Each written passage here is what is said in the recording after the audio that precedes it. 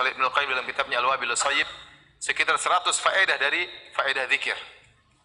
Namun di antaranya kita sebutkan beberapa faedah zikir, ya, yaitu zikir menjadikan seorang tidak sibuk dengan dosa-dosa lisan, seperti ghibah, namimah, perkataan yang sia-sia, ngejek, ya, nyindir. Itu semua kalau kita sering berzikir, kita tidak terbiasa dengan hal tersebut.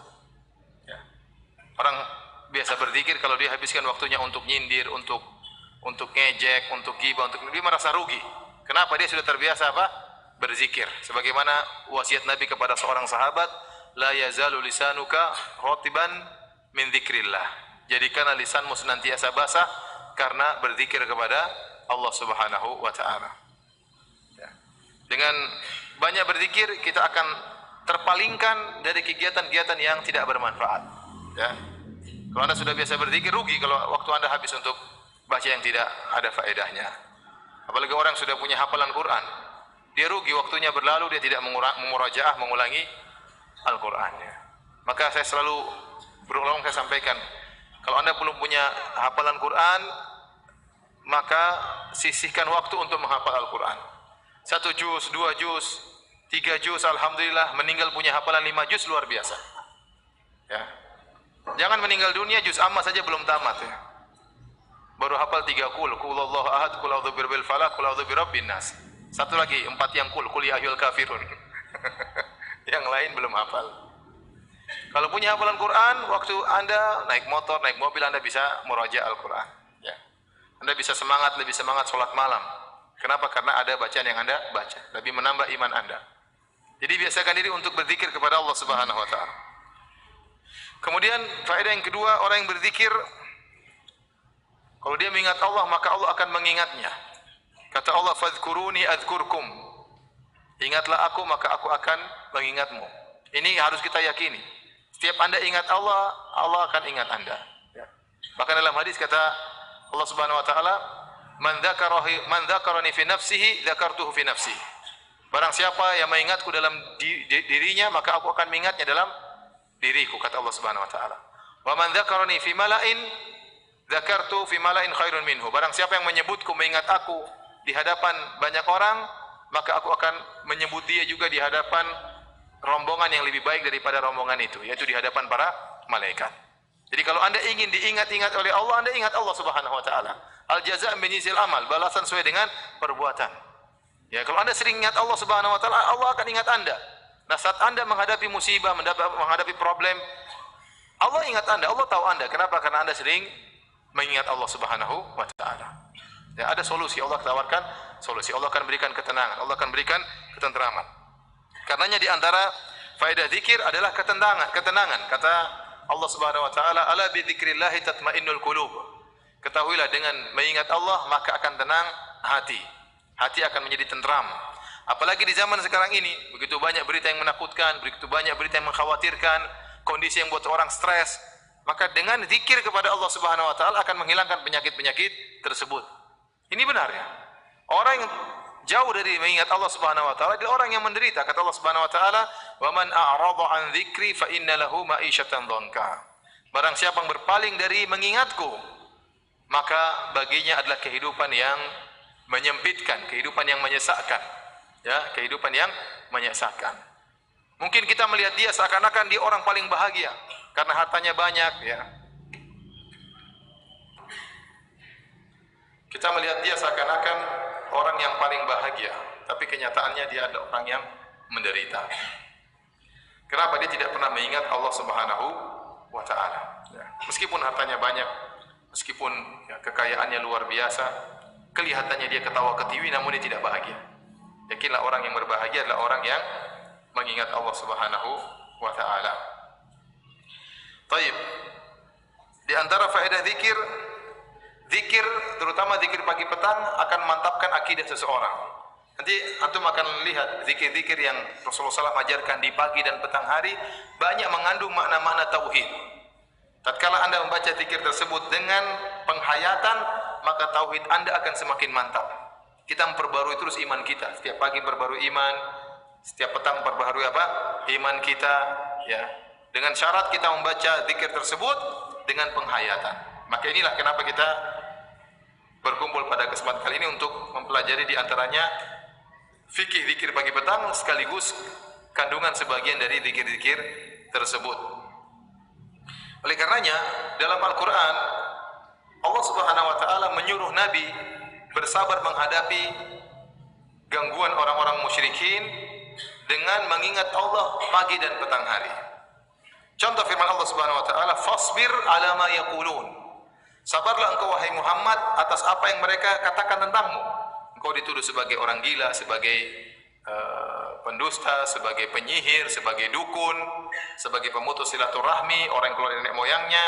Dan Nabi tatkala dikata-katain dengan demikian, Nabi merasa sesak. Allah mengatakan dalam ayat yang lain, "Walaqad na'lamu annaka yadhiqu sadruka bima yaqulun." Sungguh kami tahu bahwasanya dadamu sempit atas apa yang mereka ucapkan. Jadi Nabi juga merasa tersakiti tatkala mereka nuduh Nabi dengan tuduhan yang tidak-tidak.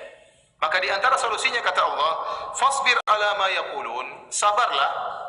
Wasabbih bihamdi rabbika qabla tulu'i syamsi wa qabla ghurubiha. Dan bertasbihlah engkau kepada Allah sebelum terbit matahari dan sebelum terbenam matahari. Yaitu di pagi dan di petang hari. Jadi orang yang terbiasa zikir pagi dan petang, dia lebih mudah untuk bersabar menghadapi ujian hidup ini. Kalau dia seorang dai, dia akan lebih kuat. Karena Nabi SAW disuruh bersabar, disertai dengan disuruh bertasbih sebelum matahari terbit dan sebelum matahari terbenam. Yaitu disuruh untuk berzikir kepada Allah di pagi dan di petang hari. Demikian juga dalam surat Thaha. Kemudian juga dalam surat Qaf sama saja kata Allah, "Fasbir 'ala ma yaqulun wasabbih bihamdi rabbika qabla tulu'i syamsi wa qabla al-ghurub." Bersabarlah atas apa yang mereka ucapkan dan bertasbihlah kepada Allah ya dengan memujinya sebelum matahari terbit dan sebelum matahari tenggelam. Kemudian di antara manfaat zikir pagi petang, zikir pagi petang sebagaimana telah kita singgung, dia tidak hanya membawa faedah ukhrawi. Kalau kita zikir pagi petang jelas dapat pahala besar di akhirat. Tapi ternyata faedah duniawi juga tadi, membuat ketenangan, mampu bersabar menghadapi ujian dengan zikir pagi petang. Ini faedah dunia, keduniaan. Di antaranya ya menolak bala. Kalau orang-orang ingin menolak bala pakai jimat, kita enggak. Kita pakai zikir pagi dan petang. Oleh karenanya di antara zikir pagi petang, bismillahilladzi la yadhurru ma asmihi syai'un fil ardi wala fis sama'. Huwa samiul alim. Ya. Zikir ini yang mengatakan ya dengan nama Allah, yang dengan nama tersebut tidak ada yang bisa beri kemudaratan di bumi maupun di langit. Ini menolak bala. Al-Imam Al-Qurtubi rahimahullahu taala pernah mengomentari tentang zikir pagi petang ini. Beliau berkata, "Hada khabarun sahih wa qaulun shadiq. Alimnahu dalilan wa tajribah." Ini adalah hadis yang sahih. Ini adalah perkataan yang benar dari Nabi sallallahu alaihi wasallam. Kami sudah mengetahui tentang argumentasi dalil ini secara dalil maupun secara pengalaman. Fa inni mundzu sami'tu amiltu bihi falam yadhurrani syai'un ila an taraktuhu. Kata dia, saya semenjak mendengar tentang hadis ini, saya selalu mengucapkan dalil ini. Semenjak saya mengetahui hadis ini, dan tidak ada yang beri kemudaratan kepadaku sampai suatu hari aku lupa untuk membaca doa ini. Faladaghatni aqrabun bil madinati lailan. Maka suatu hari di kota Madinah malam hari aku disengat oleh apa ini yang punya skorpion, apa namanya? Kalajengking. Fatafakkartu fa idza ana qad nusitu an ata'awwad bitilkal kalimat. Saya renungkan kenapa saya disengat kalajengking malam ini. Ternyata saya ingat saya lupa membaca doa zikir pagi petang, zikir ini. Oleh karenanya ya kita bisa menolak bala dari diri kita dengan zikir pagi petang. Insyaallah kalau orang rutin baca zikir pagi petang, dia tidak akan terkena sihir. Dia tidak akan terkena ain. Betapa banyak orang sakit gara-gara kena ain, betapa banyak orang disihir oleh dukun ya. Oleh karenanya seorang berusaha bermuadhabah ya, berusaha untuk continue dalam membaca zikir pagi petang. Jadi zikir pagi petang manfaatnya bukan manfaat ukhrawi, tidak. Bahkan Allah memberikan juga manfaat duniawi. Baik. Waktu pagi dan petang adalah waktu yang spesial. Oleh karenanya datang dalam ayat-ayat Allah memotivasi kita untuk berzikir di waktu-waktu tersebut. Ya. Contoh, Allah berfirman dalam surat Nur, "Fi buyutin adina Allah an turfa'a wa yudhkara fiha ismuh, yusabbihu lahu fiha bil ghuduwi wal asal." Kata Allah, bertasbihlah kepada Allah di masjid-masjid, bertasbihlah kepada Allah di masjid-masjid yang telah diperintahkan masjid tersebut untuk dimuliakan dan disebut nama Allah di dalamnya pada waktu pagi dan waktu petang. Jadi Allah suruh bertasbih di waktu pagi dan di waktu apa? Petang. As-Sa'di rahimahullah mengomentari ayat ini dalam tafsirnya, kata beliau, khassa hadaini al-waqtaini li syarafihima wa li tayassuri sayri fihima ila Allah wa suhulatihi. Allah mengkhususkan dua waktu ini, pagi dan petang, karena mulianya dua waktu ini. Ini dua waktu yang spesial. Di antaranya kata beliau karena beribadah di waktu pagi dan petang mudah. Seorang belum tersibukkan dengan apa? Kesibukan dunia, masih di pagi hari, awal hari. Kemudian kalau sore hari sudah pulang dari kesibukan apa? Dunia. Adapun waktu antara pagi dan petang waktunya kita kerja. Masing-masing tenggelam dengan kesibukannya. Makanya di pagi hari adalah awal hari, dan di petang hari adalah waktu yang mudah untuk kita beribadah kepada Allah Subhanahu wa taala. Wa yadkhulu fi dzalika at-tasbihu fi sholati wa ghairiha. Dan termasuk dalam mengagungkan Allah atau mengingat Allah di waktu pagi dan petang adalah bertasbih kepada Allah dalam salat maupun di luar salat.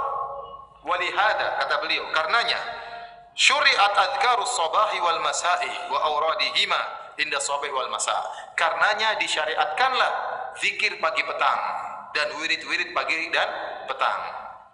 Beliau menjelaskan tentang kenapa Allah dalam Al-Quran banyak mengkhususkan dua waktu ini, pagi dan petang, karena dua waktu ini waktu yang mulia, dua waktu yang mudah seorang untuk mengingat Allah Subhanahu wa taala.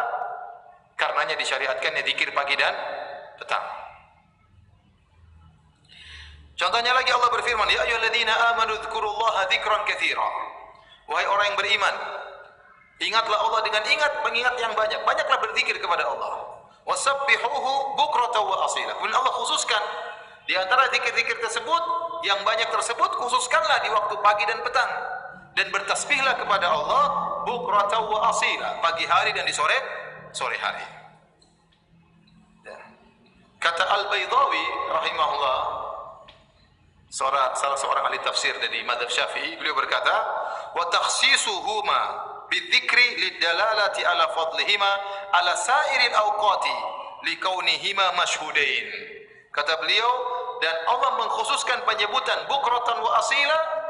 Awalnya Allah bilang ingatlah Allah dengan sebanyak-banyaknya, setelah itu Allah khususkan. Jadi ingat Allah kapan saja boleh. Tetapi ada waktu yang sangat spesial, yaitu pagi dan sore hari. Kenapa? Kata beliau, lidalalati ala fadlihima. Allah mengkhususkan dua waktu ini untuk menunjukkan akan keutamaan pagi dan petang ala sairil awqat dibandingkan dengan waktu-waktu yang lain. Likaunihima masyhudain, karena dua waktu ini disaksikan oleh malaikat. Benar, dalam hadis disebutkan yata'aqabunu fikum malaikatun bin nahar wa malaikatun bil lail.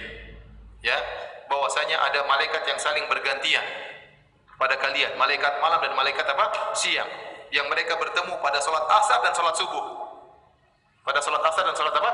Subuh. Salat asar dan seterusnya adalah waktu zikir petang, dan salat subuh adalah waktu untuk zikir apa? Pagi. Malaikat gantian piketnya. Gantian piketnya. Kata beliau, dua waktu ini masyhudain karena dua waktu ini disaksikan oleh malaikat yang tugasnya untuk mengawasi kita. Taib. Seperti ayat yang lain juga, wasabbih bihamdi rabbika bil asyi wal ibkar. Bertasbihlah seraya muji Rabbmu pada waktu pagi dan pada waktu petang. Allah juga berfirman, subhanallahi fa subhanallahi hina tumsuna wa hina tusbihun. Bertasbihlah kepada Allah Subhanahu wa taala tatkala di petang hari dan tatkala di pagi hari.